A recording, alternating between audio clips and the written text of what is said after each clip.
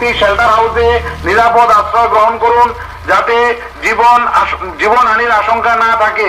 আপনাদেরকে বারবার অনুরোধ করা হচ্ছে, আপনারা আপনাদের তেলিয়ামুড়া মহকুমা প্রশাসনের পক্ষ থেকে সমস্ত জনসাধারণের উদ্দেশ্যে অনুরোধ করা হচ্ছে, অনবরত বৃষ্টির ফলে খোয়াই নদীর জলস্তর টিমটা পুরোপুরি রেডি।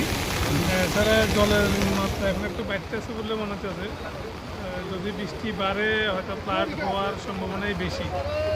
যদি বৃষ্টি এটাও করে না হয় তাহলে যেভাবে আছে আশা করি না হওয়ার সম্ভাবনা।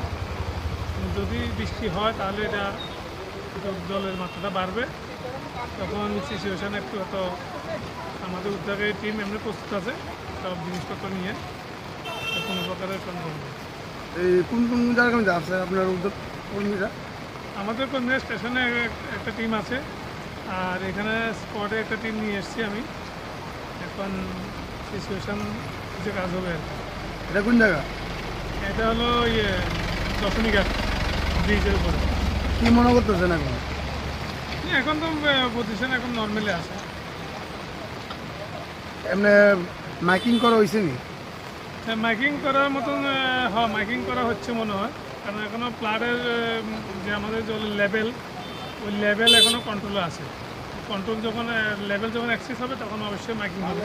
আপনার নাম? আমার নাম Binoy Majumdar, station officer, Teliamura fire station.